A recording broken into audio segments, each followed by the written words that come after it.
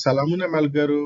اوس په دې سره خبره کوو چې د پروژې د مدیریت د انسجامو د مدیریت په برخه کې پنځم عمده کار چې ترسره کیږي هغه څه شی دی؟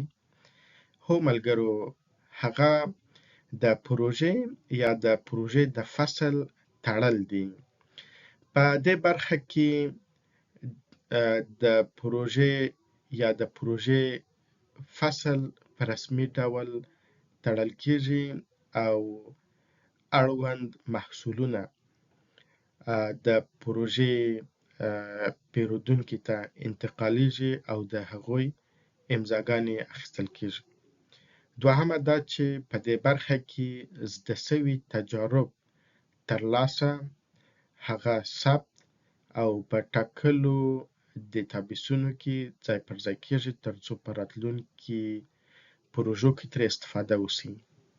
او دریمه دا چې د پروژې په پای کې د پروژې ګزارش تنظیمیږي.